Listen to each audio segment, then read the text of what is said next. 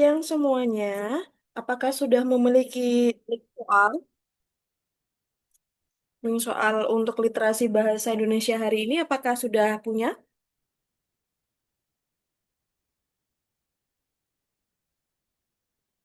Bisa chat di kolom chat.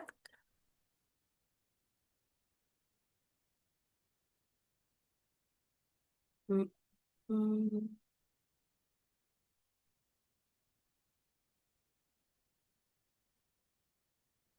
Oke, belum. Oke, wait, tunggu sebentar.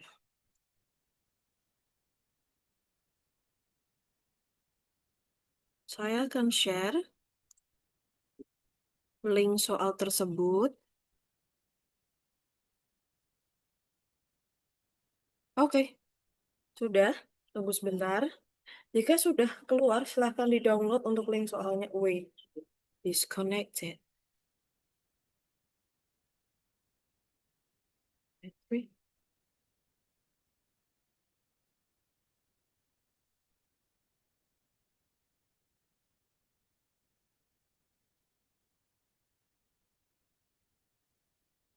Tunggu sebentar ya. Sepertinya nggak mau, harus dikeluarin dulu. Wait, tunggu sebentar ya.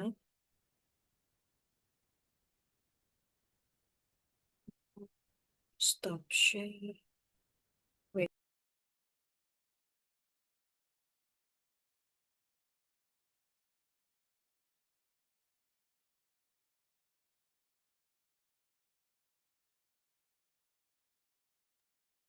Oke, sudah berhasil. Silahkan di-download terlebih dahulu. Sambil nunggu di-download, saya akan coba share juga. Oke, untuk teks literasi bahasa Indonesia ini sama seperti teks literasi untuk bahasa Inggris. Yaitu ketika ada teks, jangan langsung fokus membaca teksnya, tapi fokuskan dulu untuk membaca soalnya. Kenapa demikian? Karena membaca teks terlebih dahulu akan kasih kalian waktu lebih. Dan akhirnya kalian akan buang-buang waktu itu sendiri hanya untuk membaca teksnya. Jadi yang paling pertama adalah nanti dicari langsung soalnya, kemudian kalian bisa mencari jawabannya dengan teknik skimming. Skimming adalah membaca teks dengan cepat tanpa berurutan dan bisa dipastikan ketika kalian menemukan satu kata yang diulang-ulang dalam teks tersebut, bisa dipastikan itu adalah pokok pembahasan yang ada dalam teks tersebut. Silahkan kalau begitu dibaca dulu teksnya, kemudian dicoba untuk mengerjakan soal nomor satu.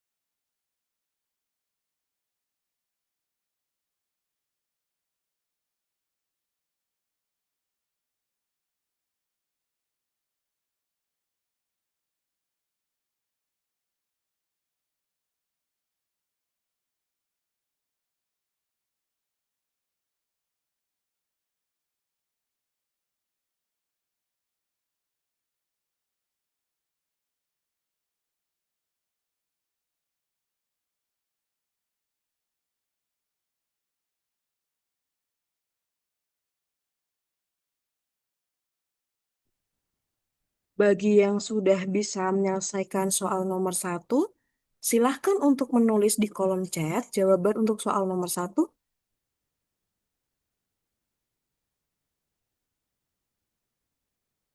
Oke, ada yang jawab C. Oke, mari kita bahas. Oke,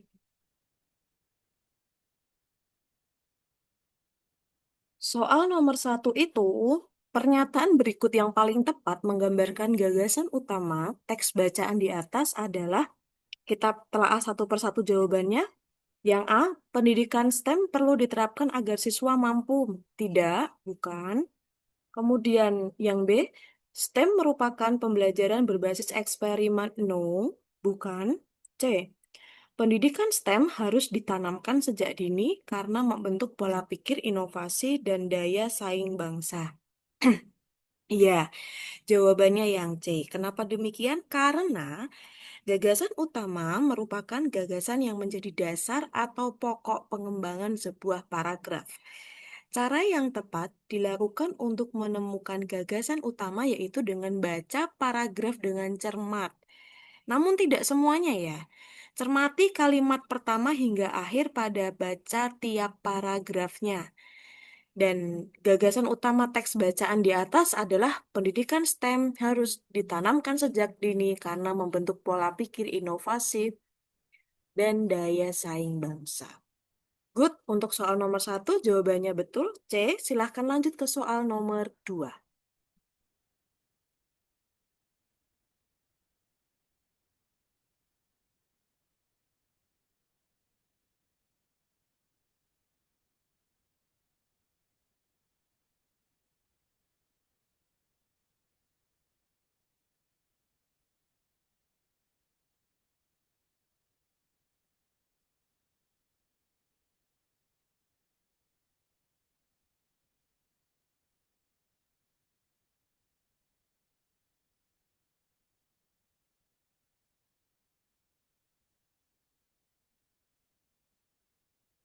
Silahkan tulis. Oke, B, kita bahas. Wait, take a minute. Oke. Jika pemerintah tidak segera menerapkan kurikulum STEM yang kontekstual dan relevan, implikasi jangka panjang yang paling mungkin terjadi adalah, oke, di sini ada kata implikasi. Implikasi jangka panjang berarti bukan jangka pendek, dan kemudian kemungkinan impact ke depannya adalah, dan kalian ngejawabnya adalah B. Generasi muda Indonesia tertinggal dalam daya saing global dan kemampuan inovasi. Yes, betul. Kenapa demikian? Karena STEM adalah literasi abad ini yang akan menentukan daya saing generasi kita di masa depan. Maka dari itu, pendidikan STEM sejak dini perlu diterapkan ke generasi penerus bangsa. Jadi maksudnya STEM tuh nggak cuma untuk sekarang, tapi harus dilanjutkan dari satu angkatan ke angkatan selanjutnya. Lebih dari sekedar keterampilan teknis, STEM menanamkan kemampuan berpikir kritis, memecahkan masalah kompleks, membaca pola, kemudian juga untuk mengambil keputusan berbasis data. Itu tentunya diucapkan oleh Stephanie ya, sehingga implikasi yang paling mungkin ya yang B, betul jawabannya. Let's continue, kita ke soal nomor 3.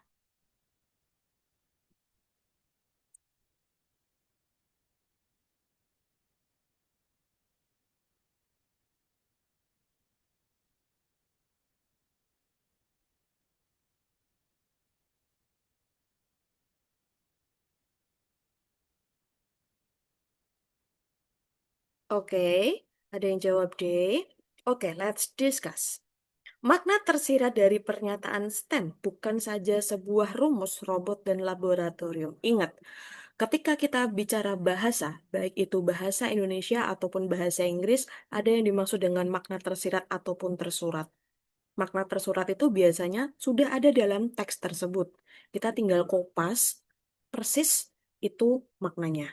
Tapi ada juga makna tersirat di mana kita harus menelaah lebih atau mencari sinonim atau kata ganti lain untuk mengetahui makna yang disampaikan.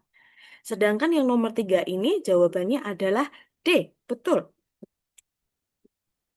Teks di atas tuh ada kata keterampilan teknis ya. STEM menanamkan kemampuan berpikir kritis, kompleks, pola. Nah, itu. Berarti jawabannya yang D, karena mencangkup semuanya. Begitu. Baik, silahkan lanjut ke yang D. Sorry, nomor 4 maksud saya.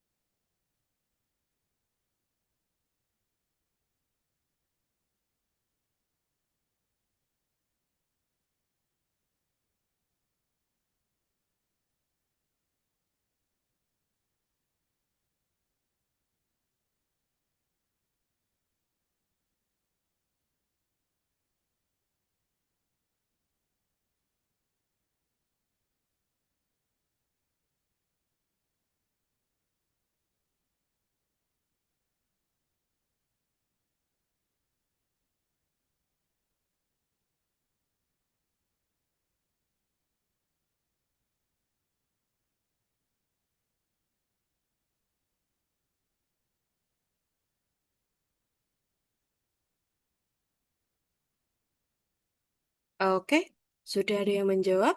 C, mari kita bahas. Perbandingan sistem pendidikan STEM di Indonesia dan India itu apa? Dan di sini kita merujuk pada satu tokoh yaitu adalah Stephanie. Mari kita telah satu persatu. Kalian jawabnya C. Kesiapan sistem pendidikan sangat dipengaruhi oleh dukungan struktural seperti materi, kurikulum, dan alat bantu mengajar. Betul jawabannya. Kenapa? Karena si Stephanie ini di teks di atas tuh dia bilang bahwa sistem pendidikan STEM di India itu setiap guru itu sudah dibekali sama materi, kurikulum, dan juga tools atau alat.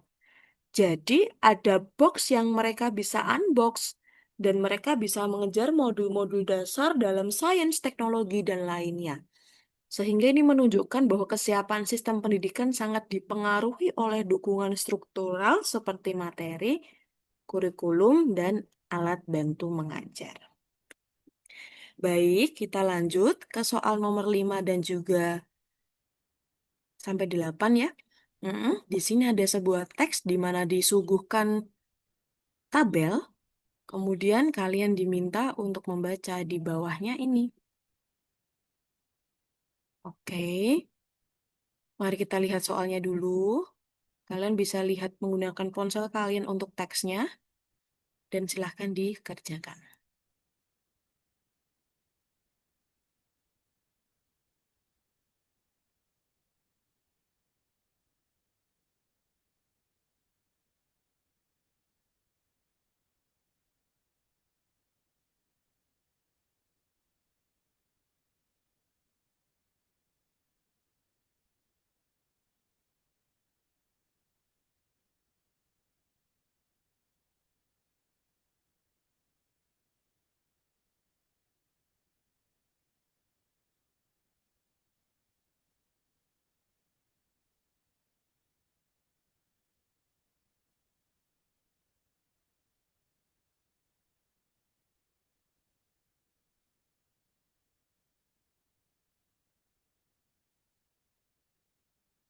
Oke, ada yang sudah mengerjakan? Jawabannya adalah A, mari kita bahas. Hubungan antara paragraf kedua terhadap paragraf pertama adalah, oke, di paragraf pertama ini kita bahas mengenai tren lari, di mana biasanya dilakukan oleh anak-anak muda. Sedangkan di paragraf kedua juga membahas namun lebih mengacu atau mengerucut kepada gen boomer dan juga gen Z. Pilihannya adalah memperinci. Betul, jawabannya adalah memperinci. Kenapa demikian? Karena sebuah teks itu harus memiliki keterkaitan antara satu paragraf dengan paragraf yang lain. Dan tahukah kalian, biasanya di paragraf pertama itu penjabarannya tuh masih umum. Kemudian, paragraf selanjutnya itu dia lebih mengerucut atau lebih mendetail gitu. Sedangkan di teks paragraf pertama ini jelasin mengenai fenomena lari yang sedang jadi tren kan. Sedangkan di paragraf kedua tadi itu sama juga menjelaskan tentang fenomena lari namun di tiap generasi lebih detail. Jadi, paragraf 2 memperinci paragraf 1. Begitu. Lanjut untuk soal nomor 6.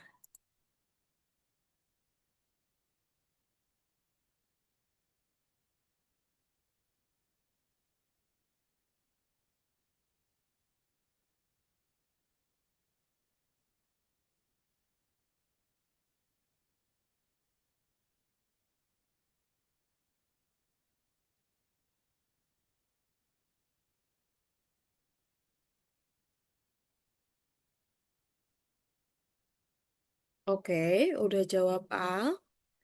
Mari kita bahas pernyataan berikut yang paling menggambarkan perubahan sosial yang disorot dalam teks bacaan di atas adalah, kita tahu tadi pembahasannya adalah lari, tapi kita diminta untuk menggambarkan perubahan sosial.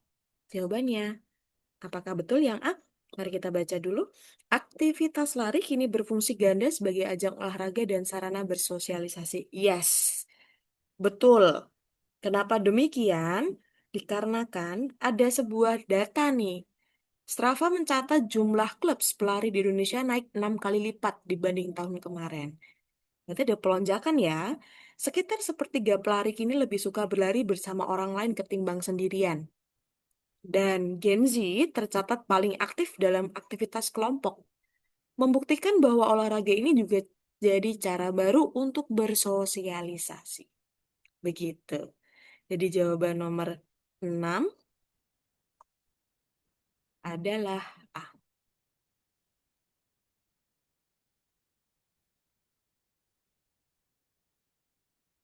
Lanjut ke soal nomor 7.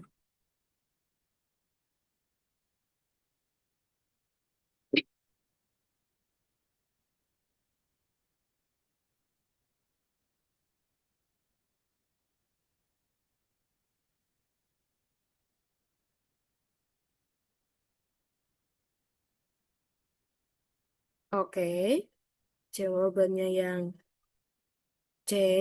Mari kita bahas. Wait, yang jawab nomor C siapa ini ya? Yang C. Kak Gesit. Kak Gesit, can you explain more? Tolong dibaca soalnya dan kenapa pilih C?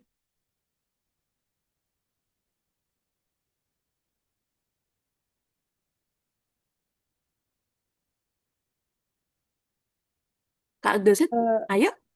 karena tapi nggak tahu ya Kak itu aku jawab setelah Nggak baca apa-apa. Kenapa? di paragraf kedua, eh, yang hal ini bisa jadi karena para boomer punya waktu lebih luang, sementara Gen Z masih harus membagi waktu antara kerja, kuliah, dan aktivitas lainnya. Oke, jadi untuk yang C itu betul jawabannya.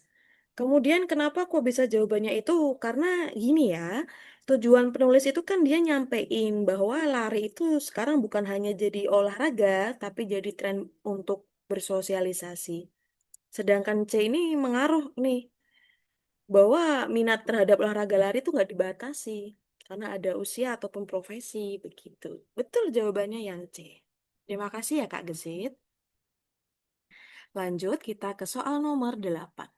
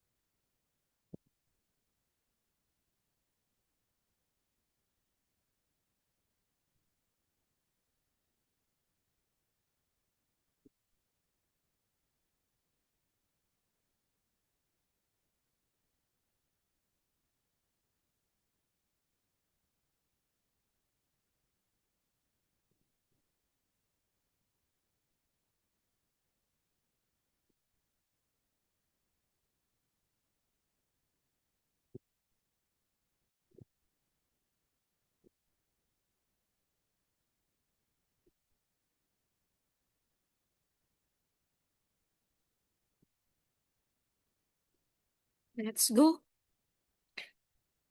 Opini, opini. Opini itu berarti nggak ada data. Oke, jawabannya D. Yes. Kenapa demikian? Yang A, Strava mencatat jumlah klub pelari di Indonesia, berarti ada data yang dibahas. Dan ini fakta. B, sekitar sepertiga pelari kini lebih suka berlari bersama orang lain ketimbang sendirian. Fakta juga, karena pasti akan ada data yang disajikan. Karena pilihan lain mengandung fakta. Betul, Kak Nisa. C pun juga sama. Gen Z tercatat. Hmm, sebentar ya. Nggak teriak-teriak. Cek ke menit. Tunggu sebentar ya.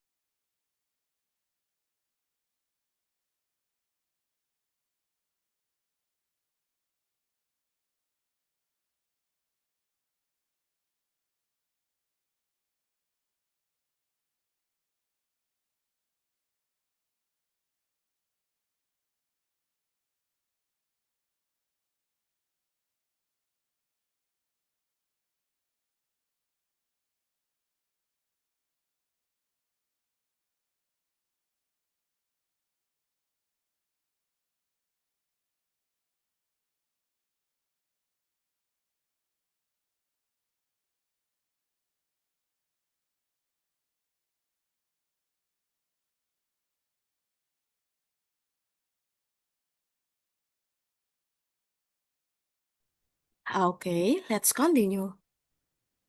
Kemudian yang D ini ada hal ini membuktikan bahwa olahraga kini juga jadi cara baru untuk bersosialisasi.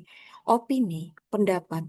Dia bisa mengatakan hal tersebut karena di atasnya ada data, di mana orang-orang sekarang suka sekali berolahraga dan menjadikannya sebagai ajang bersosialisasi. Yang E tentu tidak ya, dikarenakan ada nominal di sini atau ada data yang disajikan. Betul jawabannya D. Lanjut selanjutnya di soal nomor 9. Saya akan coba untuk baca secara skimming untuk teks ini. Dan di soal nomor 9 ini tuh teksnya mengandung sesuatu berunsur dewasa, menjadi dewasa lagi, dewasa itu pilihan, dewasa tanggung jawab. Oke, let's go ke soal nomor 9.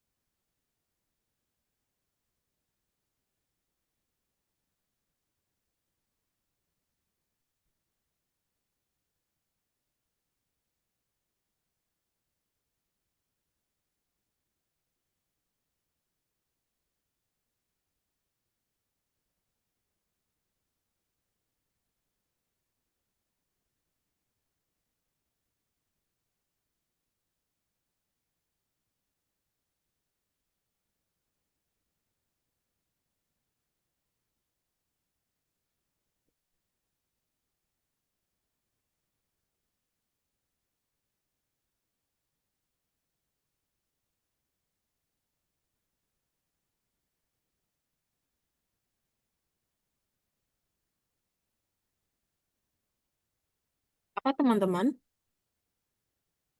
Nomor 9, jawabannya menurut aku B, Kak. Oke, mari kita bahas. Tadi, saya bantu kalian untuk cari clue secara skimming. Dan pembahasannya mengenai dewasa ya. Berarti menjadi dewasa. Sedangkan di sini, topik utama yang dibahas dalam teks bacaan di atas adalah, kita yang A dulu. Perbedaan pandangan antara orang tua dan anak tentang karir. Iya, ini bisa jadi jawabannya. Karena di sini si ibunya bilang, pilih hukum aja seperti kakakmu biar nanti bisa kerja bareng. Nah, ini mengacu ke jawaban tersebut. Tapi sayangnya bukan topik utamanya. Kemudian yang B, proses pencarian jati diri remaja melalui pengalaman sampai untuk menghadapi masa depan. Bisa jadi juga, bisa jadi juga, karena dia bilang kan, beranjak dewasa. Tapi sayangnya bukan. Kenapa? Karena yang di B ini ada tulisan jati diri remaja. Padahal dia sudah beranjak dewasa. Bukan juga, nak. Coba yang C. Ketegangan psikologis antara harapan keluarga dan keinginan pribadi dalam menentukan masa depan. Oke, Kak Nisa, it's okay kalau salah. Sedangkan di soal nomor 9 ini jawabannya adalah C. Kok bisa C? Gitu. Karena gini, topik adalah pokok pembicaraan dalam ceramah, diskusi, karangan, atau apapun itu. Topik adalah hal yang pertama kali ditentukan ketika penulis akan membuat tulisan. It's mean kayak kerangka pikir. Karena teks di atas membahas anak dan orang tua yang memiliki pilihan yang berbeda dalam menentukan perkuliahan, maka topik teks bacaan di atas adalah mengenai ketegangan psikologis antara harapan keluarga dan keinginan pribadi dalam menentukan masa depan, di mana si anak tersebut merasa tertekan karena setiap hari ditanyain, mau kuliah jurusan apa, Dek? Mau kuliah di mana, Dek? Nah, dia mengalami masalah psikologis. Dan di sisi lain, ada orang tua yang ngerasa bahwa anaknya belum ngasih kepastian. Mah, aku belum tahu nih kerja di mana. Atau mah, aku belum tahu nih kuliah di mana, jurusan apa. Tuh, jadi fokusnya adalah ketegangan psikologis. Begitu. Untuk yang nomor 9, jawabannya C. Begitu. Let's continue for the number 10. Silahkan dilanjut untuk soal nomor 10.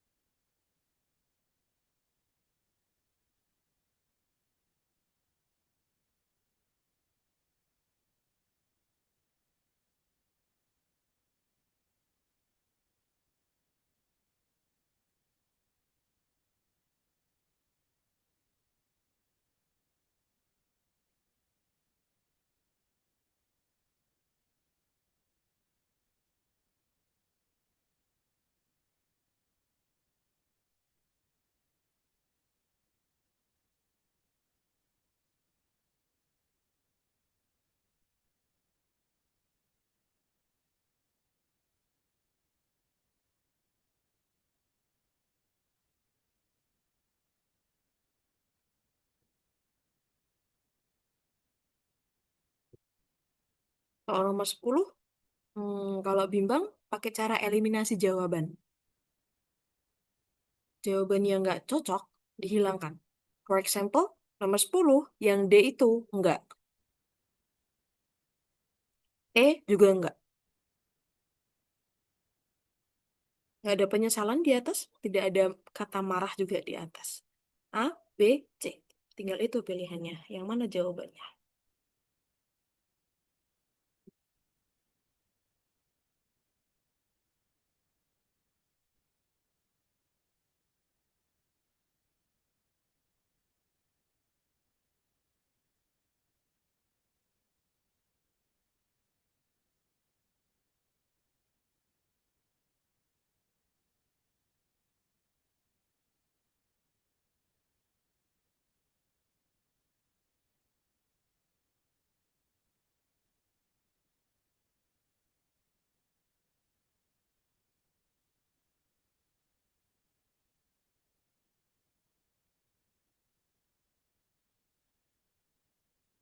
Let's go.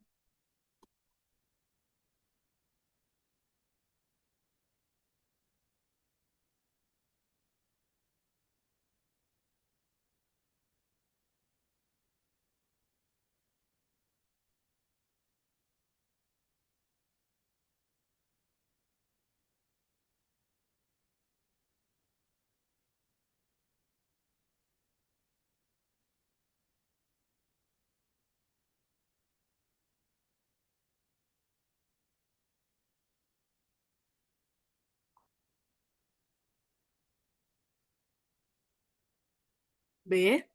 Oke. Let's check. BK soalnya kalau C yang dibahas bukan hanya kampus, tapi jurusan. Oke, yang A. Naya merasa takut kehilangan kasih sayang keluarganya karena tidak menuruti keinginan mereka. Yes, ada pembahasan mengenai ini, namun dia tepi sendiri kan pada akhirnya. Dia memilih pilihannya sendiri. Jadi yang A salah. B. Naya merasa ragu antara mengikuti keinginan sendiri atau menuruti harapan keluarga. Betul, jawabannya yang B. Ketika dia bimbang, kemudian ibunya bilang, udah ambil hukum aja, biar kayak kakakmu, biar kerjanya bareng. Dia merasa ragu di situ. Kenapa aku harus seperti yang lain? Kenapa aku tidak bisa memutuskan sendiri? Di situ. Kalau andaikan yang C, Naya bingung dalam menentukan kampus terbaik untuk masa depannya. Tidak. Betul, dia nggak bahas kampusnya, dia bahas jurusan. For the number 10, jawabannya adalah B. Ada hal kontra juga antara keinginan Naya dan keluarganya. Betul, namun ingat, di sini ada tokoh ayah sebagai penengah di mana dia mengemukakan keinginannya untuk mengambil jurusan yang berbeda dengan kakaknya. Dan si ayah pun bilang, nggak apa-apa. Nih, lihat nih. Dek, kami nggak kecewa, kami justru bangga. Kamu sudah bisa menentukan pilihanmu sendiri. Dan ayah pun tersenyum di sini. Ibu bahkan yang pertama kali bilang, udah ikut aja sama kayak kakakmu gitu. Gitu. Jadinya yang B. Oke, baik silahkan.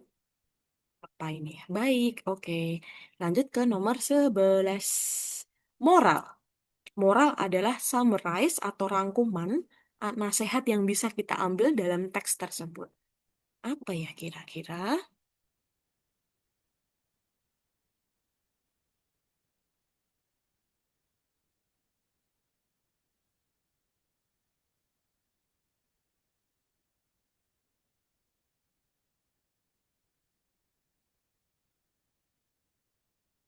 C kah? Oke, kita diskusi. Menjadi dewasa berarti menuruti semua saran dan keinginan orang tua. Big no, tidak sama sekali ya. Justru ketika dewasa, kalian berhak menentukan 100% hidup kalian mau dibawa kemana. A, jawabannya salah.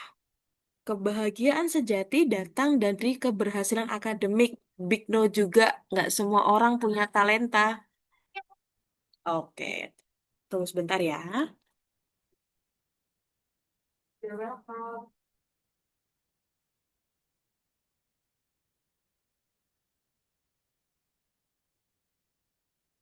Oke, let's continue.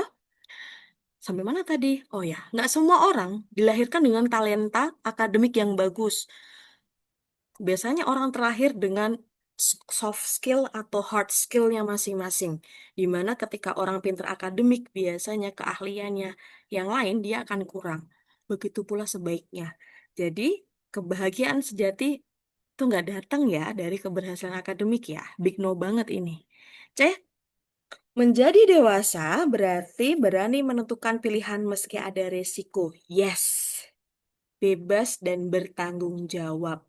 Ini adalah nilai moral, yaitu nilai-nilai dalam cerpen yang berkaitan dengan akhlak, perangai, ataupun etika. Sehingga nilai moral yang dapat diteladani adalah itu. Coba kita lihat yang D. Setiap keputusan harus diambil tanpa mempertimbangkan pendapat orang lain. Enggak juga ya. Ngerti nggak sih ketika eh, saya di usia kalian, it's like plus minus. Plusnya kalau dengerin orang tua berarti kita diarahin. Minusnya adalah kalau kita ngikutin berarti mau nggak mau kita harus mengiyain sampai terus-terusan. Plus minus juga ya, gitu. Dimana kalian ingin berkembang, orang tua baik mengarahkan biar kalian nggak terjerumus hal yang salah, namun di sisi lain kebebasan itu akan terpangkas habis, gitu. Malah jadi curhat jadinya. Oke, sorry. Kemudian yang kemandirian hanya bisa dicapai dengan menolak semua campur tangan keluarga. Ini juga nggak lucu juga sih ya. Oke deh, kalau begitu. Let's go untuk soal nomor 12.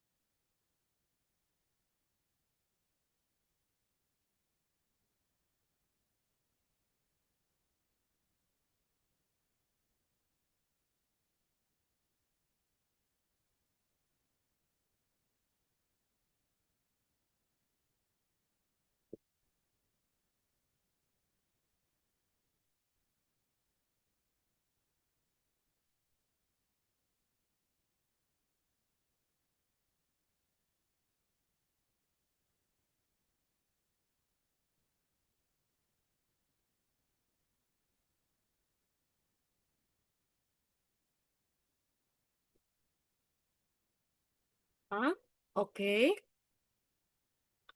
Berdasarkan teks bacaan di atas, sikap yang ditunjukkan penulis terhadap proses kedewasaan adalah, ada yang pilih A, kedewasaan menuntut keberanian mengambil keputusan meskipun diliputi ketidakpastian dan rasa takut. Betul. Secara mudahnya, sikap penulis ini merupakan emosi ya, ataupun perasaan yang dirasakan seorang penulis terhadap pokok bahasan suatu teks bacaan. Sikap penulis pada dasarnya dibagi itu menjadi tiga, yaitu adalah positif, negatif, atau netral. Gitu. Oke, stop dulu. Kita intermezzo dulu sebentar. Sebelum lanjut ke soal nomor 13 sampai 16, I will be sharing the link and please all of you mengerjakan link tersebut ya. Bentar ya. Link, link, link. Copy.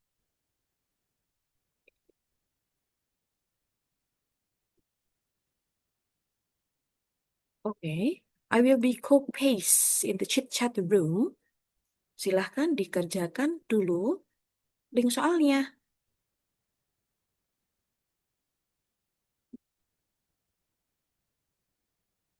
20 minutes cukup? Dicoba. Oke. Silahkan mengerjakan.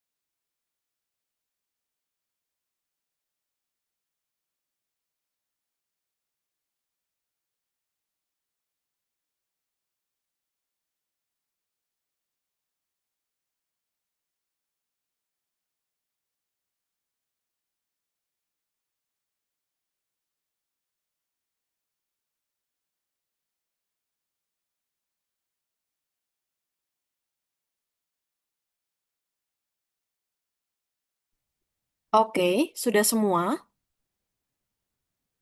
Oke.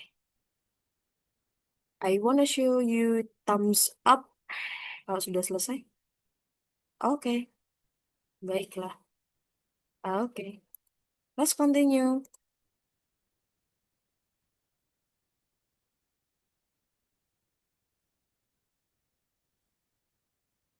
13 sampai 16.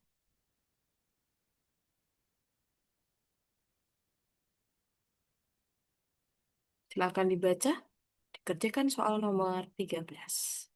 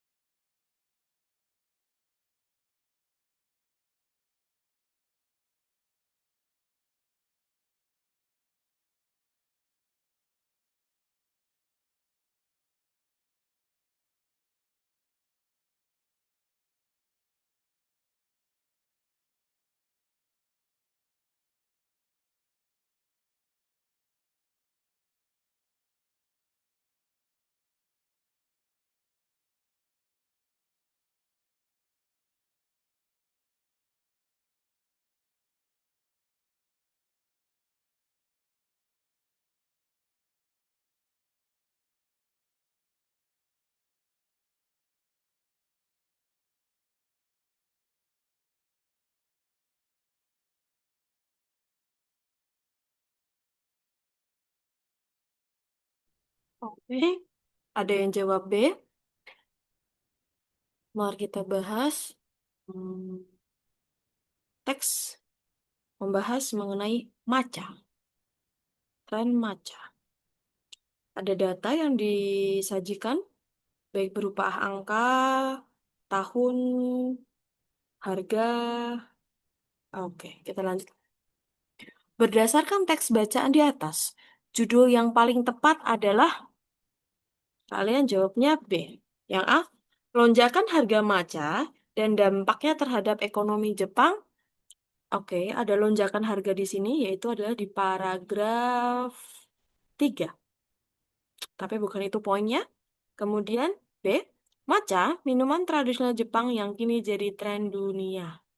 Mhm, ini jawabannya. Kenapa bisa dibilang begitu? Gini, biasanya kita bisa cari judul dengan cepat apabila melihat kalimat pertama, paragraf pertama. Itu sudah mengacu ke pembahasan. Apa yang akan dibahas di paragraf selanjutnya? Walaupun isinya masih general atau umum. Begitu. Soal nomor 13 jawabannya B. Let's continue untuk soal nomor 14.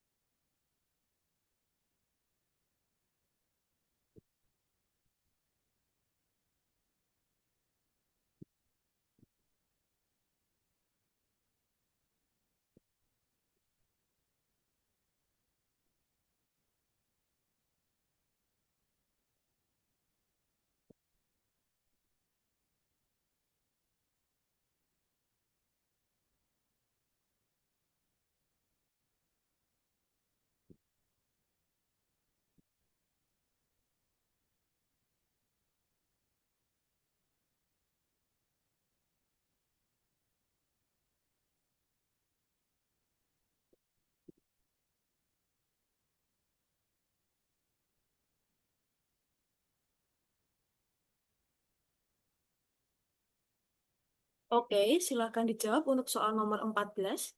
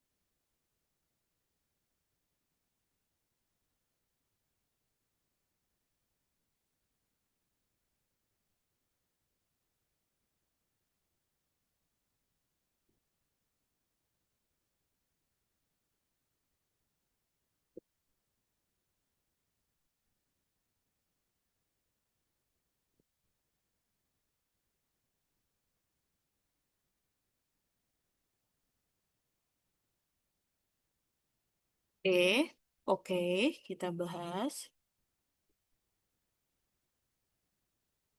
Kalimat utama pada paragraf kedua terdapat pada kalimat oke. Yang A dulu, negara itu telah mengkonsumsi sejak abad 12, tidak. Salah satunya permintaan ikut meroket, enggak. Ini adalah impact-nya. Amerika Serikat menerima 44 kiriman, enggak juga ini. Ekspor teh hijau dari Jepang juga meningkat 4 kali lipat, enggak. Ini impact-nya. Namun tren konsumsi matcha yang meningkat menimbulkan banyak tantangan. Yes, ini adalah poinnya, kalimat utamanya. Oke, wait, aku mau tanya sama kalian dulu. Apakah biasanya pembahasan soal ini sampai seluruh soalnya selesai?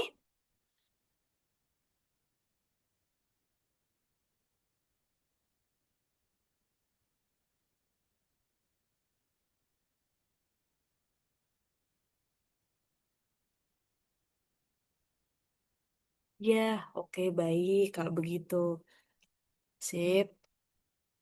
Silahkan lanjutkan untuk soal nomor 15 dan 16 langsung ya.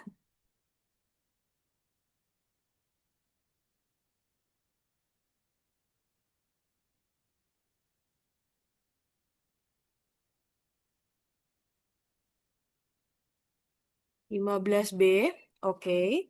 Let's discuss. Pernyataan berikut yang termasuk fakta berdasarkan teks bacaan di atas adalah A. Macam menjadi populer karena warnanya yang unik. Enggak. Bukan. B. Ekspor teh hijau Jepang meningkat 4 kali lipat dalam 1 dekade terakhir. Betul. Fakta.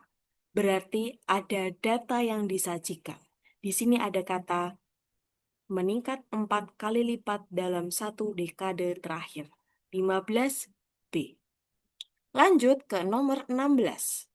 Kesimpulan yang paling tepat berdasarkan keseluruhan isi teks adalah, oke, ada yang jawab C.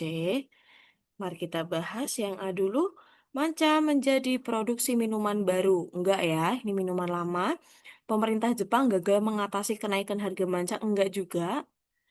Tren global matcha mendorong peningkatan ekspor tetapi juga memunculkan tantangan bagi industri teh Jepang.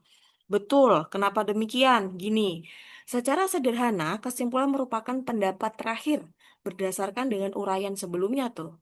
Untuk mendapatkan sebuah kesimpulan ya kita harus paham dulu isi bacaan teksnya apa. Dan kesimpulan yang tepat untuk teks bacaan yang atas adalah itu tadi, yang C. Begitu jawabannya. Let's go. Untuk soal nomor 17 sampai 20. Di sini ada data yang disajikan. Lihat dulu soalnya. Oke, silahkan kerjakan untuk soal nomor 17, 18, 19. Oke.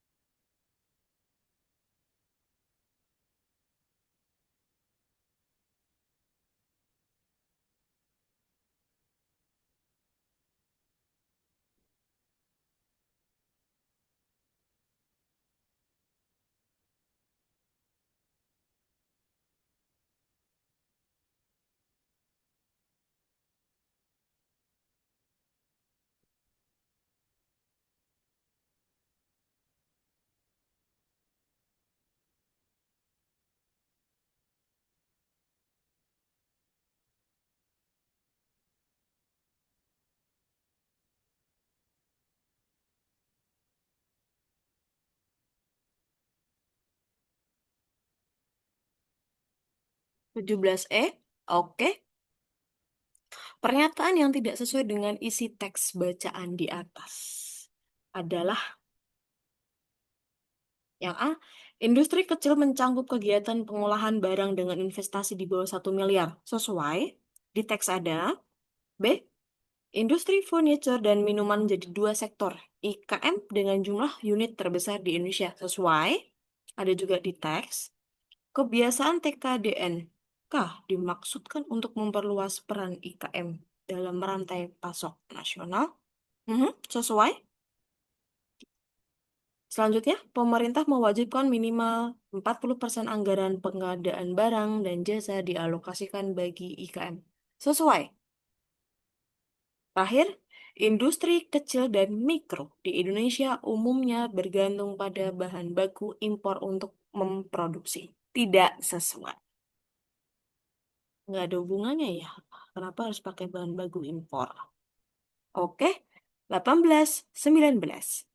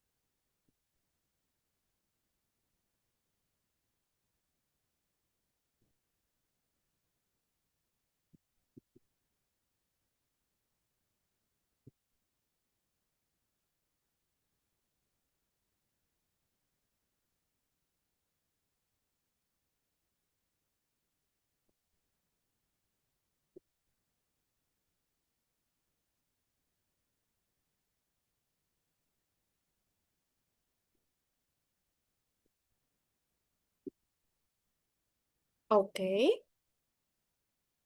18 B. Makna kata padat karya pada kalimat IKM di Indonesia masih bertumpu pada bahan baku lokal dan padat karya adalah, ada yang jawab B. Mari kita langsung ke B. Memerlukan jumlah tenaga kerja yang banyak dalam kegiatan produksinya. Yes, betul. Jadi gini, padat karya merupakan kegiatan pembangunan proyek yang lebih banyak nih menggunakan tenaga manusia jika dibandingkan dengan tenaga mesin. Jadi mau nggak mau, eh, makna padat karya itu adalah satu tumpuan di mana itu harus gitu loh. Dan IKM di Indonesia masih bertumbuh pada bahan baku lokal dan padat karya, di mana memerlukan jumlah tenaga kerja yang banyak dalam kegiatan produksinya. 18 jawabannya B, benar. Selanjutnya, 19.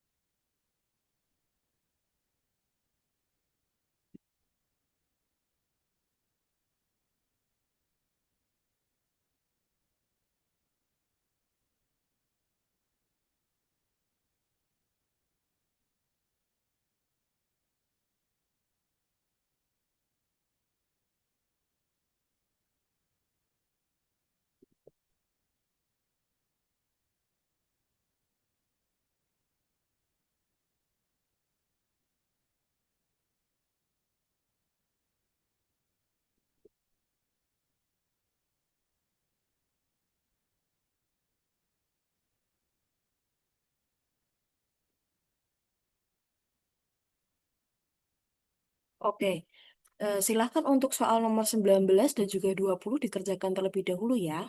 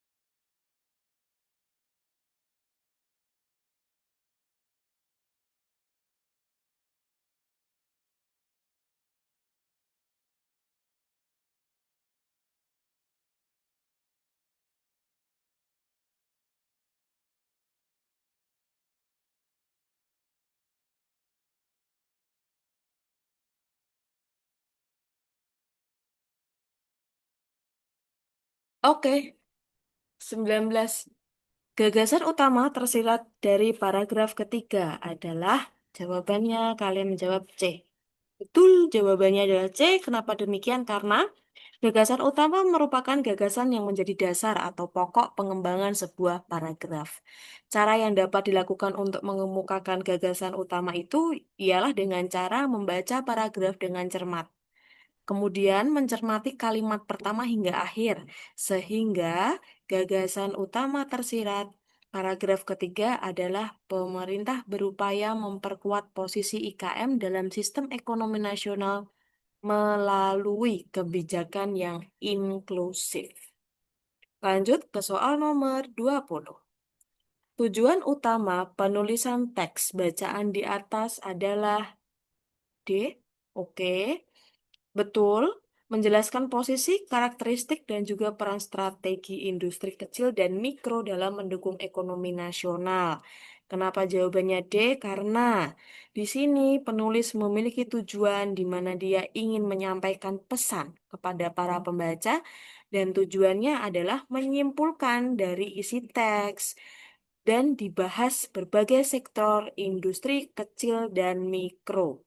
Sehingga tujuan penulis teks bacaan di atas adalah menjelaskan bahwa posisi, karakteristik, dan peran strategi industri kecil mikro dalam mendukung ekonomi nasional.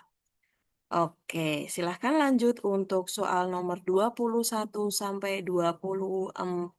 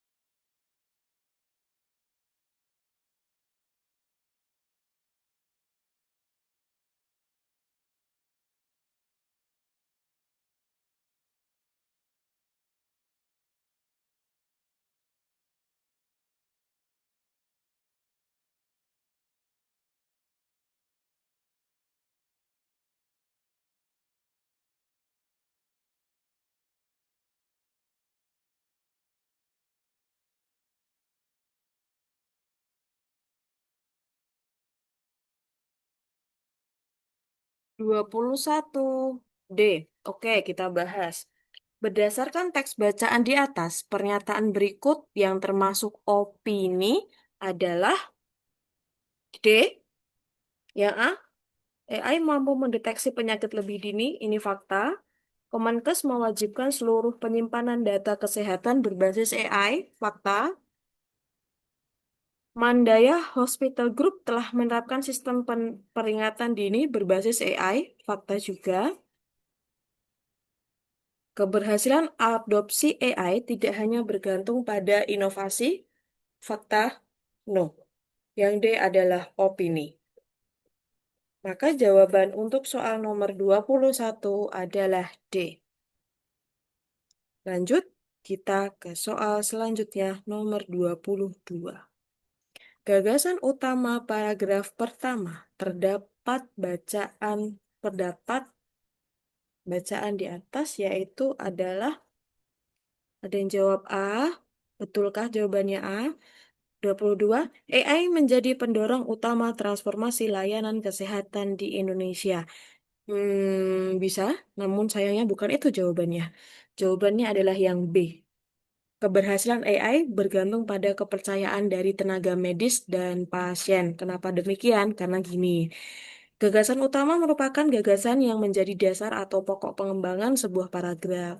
Cara yang dapat dilakukan untuk menemukan gagasan utama yaitu tadi kan sudah dibahas di atas bahwa kita harus bahas baca dengan cermat sehingga gagasan utama tersirat. Paragraf pertama adalah keberhasilan AI bergantung pada kepercayaan dari tenaga medis dan pasien. Soal 22 jawabannya B, bukan yang A. Begitu.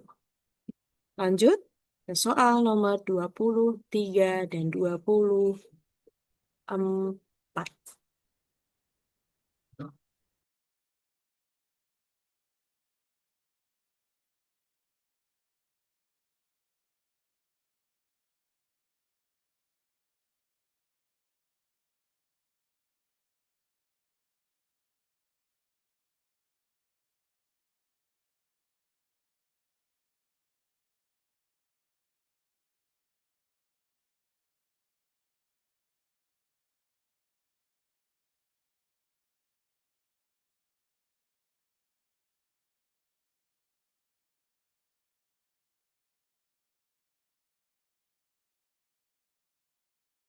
23D, mari kita bahas. Hubungan kalimat 4 terhadap kalimat 3 pada paragraf keempat adalah jawabannya D, pertentangan. Hmm, tidak tepat. Kenapa demikian? Sebuah paragraf harus memiliki keterkaitan antara paragraf satu dengan paragraf selanjutnya, kalimat satu dengan kalimat lainnya. Sedangkan di sini kalimat 3 itu menjelaskan bagaimana rumah sakit memanfaatkan AI untuk diagnosis, pemantauan pasien, serta sistem peringatan dini dan kalimat keempat itu menegaskan bahwa isinya adalah investasi teknologi saling berkaitan gitu. Jadi hubungan paragraf 4 terhadap sorry, kalimat 4 terhadap kalimat 3 ya yaitu adalah penegasan yang E. Bukan merinci, bukan menjelaskan, bukan menambahkan apalagi pertentangan, tapi penegasan. Gitu. Untuk 23. Kita lanjut ke soal nomor 24.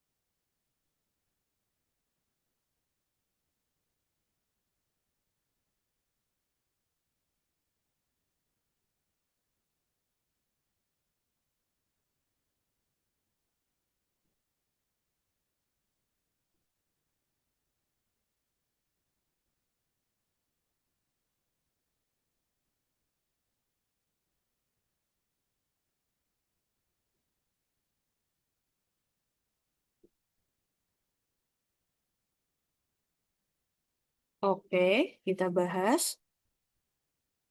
untuk nomor 24.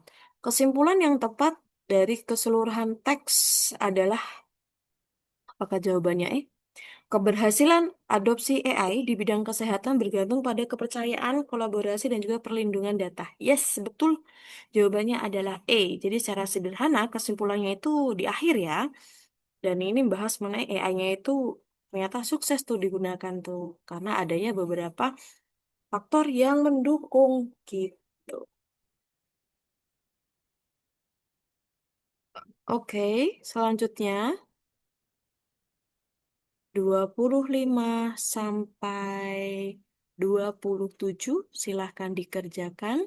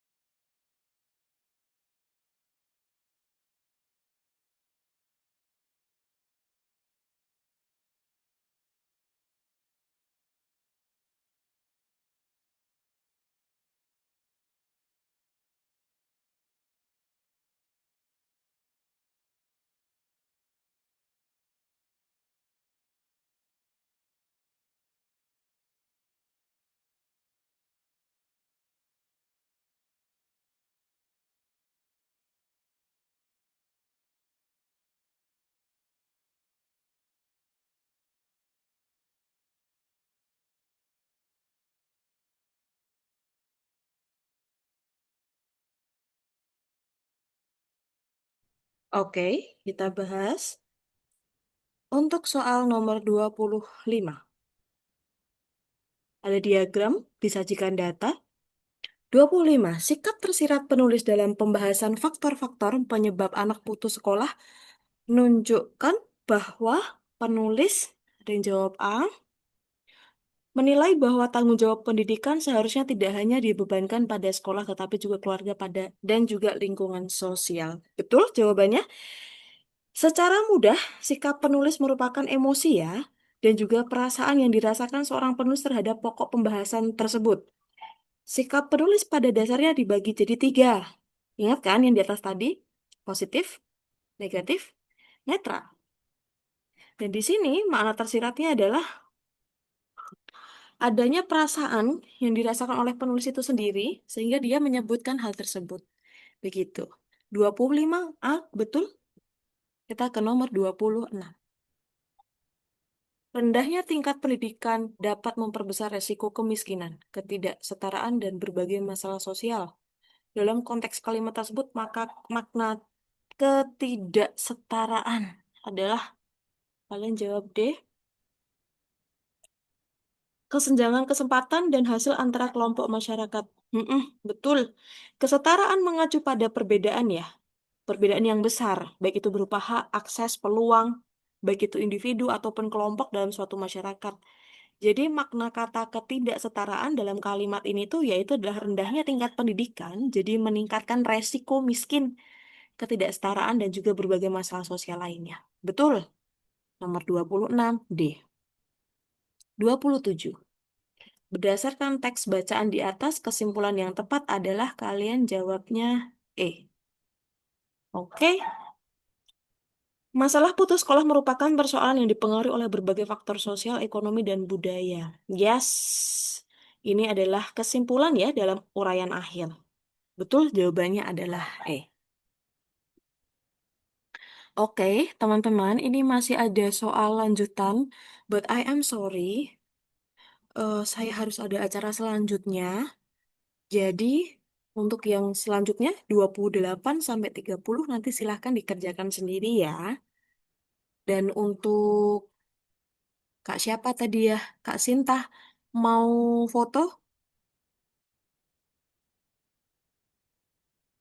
Foto dulu boleh? Iya Kak, Wait. izin ya Kak. Oh, Kak Nisa. Oke, maaf, salah sebut nama. Oke, silahkan. Nanti dikirimin sama itu ya? Sama Kak siapa? Iya Kak, nanti aku langsung kirim ke grup. Oke, baik, terima kasih. Yuk, yuk, yuk, yuk. Yuk foto yuk. I'm not open the camera ya. Sorry to say. Saya mau cabut ini habis ini. Oke, let's go. Ya, siap. Eh, satu, dua, tiga. Sekali lagi. Satu, dua, tiga. Oke, terima kasih Kak. Oke, terima kasih. Izin saya tutup sekalian ya untuk hari ini. eh Thank you so much for coming. Kak siapa nih? Dwi udah izin off cam, aku juga off cam kok. It's okay. Thank you for coming. Thank you to discussing about anything. Terima kasih. Semoga nanti ke depannya ada kesempatan lagi untuk bertemu. Gitu. Goodbye semuanya. Terima kasih ya. Terima kasih juga Kak. Iya. Terima kasih, Kak. Teman-teman berdoanya sesuai masing-masing aja ya sesuai Terima kasih, kepercayaan. Kak.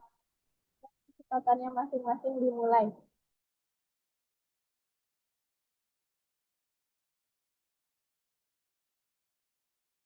Oke teman-teman, terima kasih buat hari ini. Dadah. Aku M ya. Bye.